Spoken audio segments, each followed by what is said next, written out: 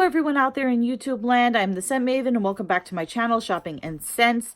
And I am bringing you another non-shopping, non-scent related video. This is going to be a movie review of the new film JoJo Rabbit. Now, I had debated whether I was going to do a review of this movie because it is so controversial and there are so many elements to it that are just hard to speak about. Okay, so what is the premise of Jojo Rabbit? It is about a young boy. He's 10 years old. He's growing up in Nazi Germany. He joins the Hitler Youth. And the big, I guess, catch of the movie is his imaginary friend is Adolf Hitler. So, yeah, it's, you know, it's hard for me to talk about this movie. And also, I'm noticing that my dog has been eating. This is a fake book, by the way. Okay, but I had gotten a Marilyn Monroe book as a gift from Bad Enabler, and my dog chewed it. And I have to, because this is a 2-bit operation, I have to stack my phone on top of books in order to do these videos.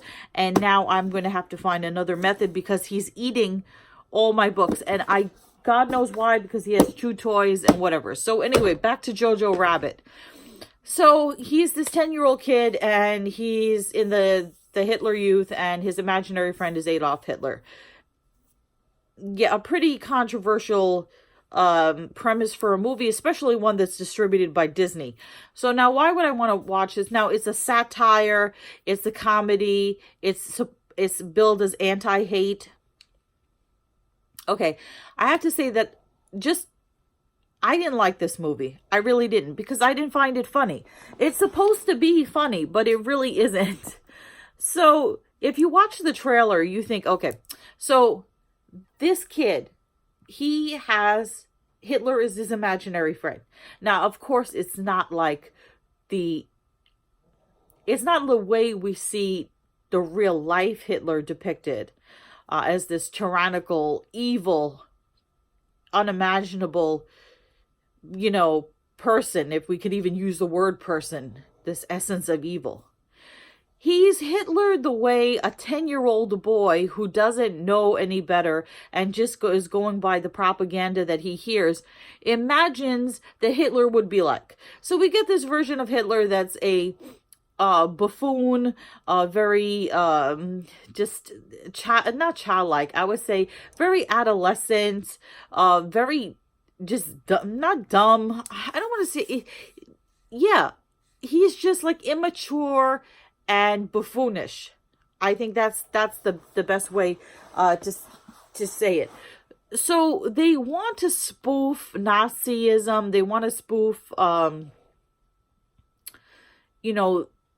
things that aren't funny, things that are quite evil. So the way they try to pull that off is to make the Nazis and Hitler so completely idiotic, so completely over the top stupid that it's meant to be funny, but it's not funny.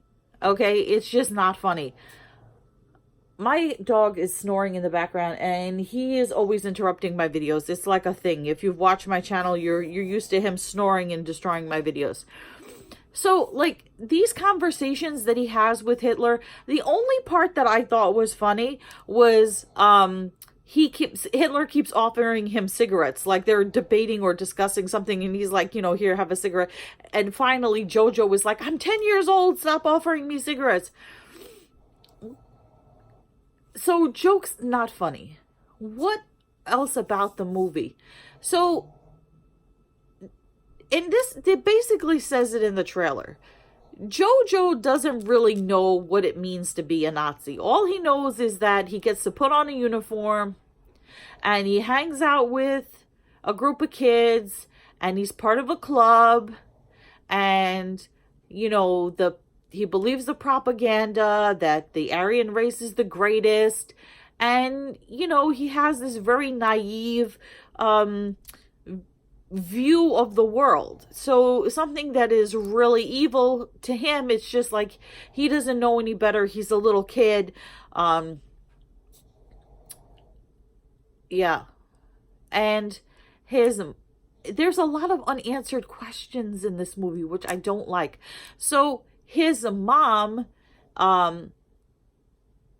is a sympathizer with the Jewish people, I guess you would say, because she hides a Jewish girl in the wall of her home to prevent her from being captured by the Nazis.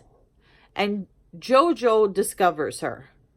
And then it turns into this coming of age story where he's heard all these horrible things about Jewish people, and now there's a Jewish girl living in his home, and he sees her and talks to her, and he's like, well, she's not so bad. She's not the way that they've been telling us the Jewish people are, and all this other stuff. So his mom obviously is a good person in the sense that she doesn't believe this whole propaganda Nazism thing, and she's trying to save this girl. We don't know where the girl comes from. We don't know what happened to her family. We don't know how she came to be sort of like adopted or safe housed by JoJo's mother. We don't know how she gets there. So the other question is, if JoJo's mother is doesn't go for the whole Nazi thing, then why does she allow her son to get brainwashed and put on the suit and be with the propaganda? Is it because she wants to protect him and she thinks if, he just plays along and she lets him play along, that, nobody will suspect what her true feelings are? We find out that JoJo's father got somewhere lost in the war, and we don't know if he's coming back. There's kind of allusions that he might be dead, or that he might have deserted. We don't know. And then we find out that JoJo's sister has passed away. We don't find out how or why or anything like that. So I think that the plot was very thin. The plot was thin. There was no real character development. The jokes weren't funny. They were a lot of like, look how stupid the Nazis are and whatever. And no doubt anybody with that kind of ideology has got something wrong with them. But I mean, they just made it was just too goofy. It was too stupid. And there's a difference between lampooning something in a smart way and lampooning it and just making it idiotic.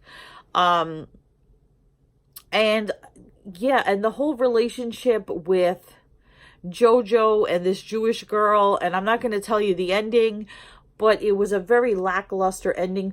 We never find out why JoJo's imaginary friend is Hitler. I mean, he has friends. He has like this, you'll see in the trailer, he's like this little chubby boy with thick glasses. So he has friends. So there's no reason for him to have made up this imaginary friend. I don't know why he made him up, or why he feels he has to be there.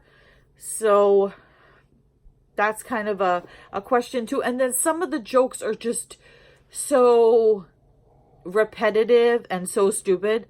Like, if there's 10 people, and if there's 5 people on one side and 5 people on the other side, they all have to Heil each other. They all have to say Heil Hitler to each other. Like, they have to go back and forth, to the point where, like, seriously, these people are all going to do the Heil thing, just to make, I don't know, it's just ridiculous. So, morbid curiosity made me want to watch this movie. Now, there are people that are going to say any kind of, like, you shouldn't even touch the subject of Nazism. It's just too taboo of a subject. It's a horrible thing. And we don't want to talk about, Hitler. And it's just awful. Why even tread upon that subject? But let's take a movie that does lampoon that subject in the right way. And I don't want to say one of my favorite movies, but a really good movie, and that is Mel Brooks's The Producers. So if you've never seen The Producers, I would say if you want to see a good satire, that would be one. So it's about these 2 men. They're producers, and they figure out that if they should raise a lot of money to put on a play, and if it's a flop, then they get to keep all that extra money because the the show hasn't run many days, right? So they think they have to find the most horrible, terrible play that's going to close the same night. So they look through all these different plays and they finally come up with one. They see one that's called Springtime for Hitler. Springtime for Hitler in Germany. So they're like, oh, this is so awful. It'll close on page 3. It won't even, the guy's like, it won't run a day. It won't run a week. It won't run a day. It won't get past page 3, So the producers does a really good job with satire. But this movie just wasn't funny. It just wasn't funny.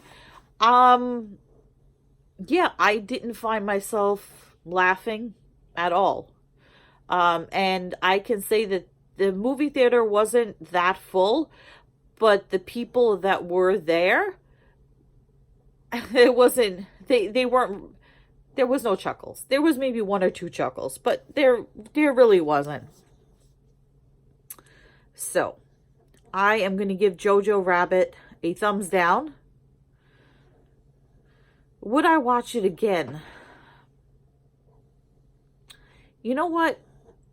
Sometimes movies are so bad that you'll watch them again. So, like, if it was on Netflix, I'd probably watch it again. I probably would. Just to see if it was as bad as I thought it was going to be. Not as bad as I thought it was after I saw it. Because the trailer, it was such a cute trailer, And you think the movie is going to be so good. It's the same thing with Piranha.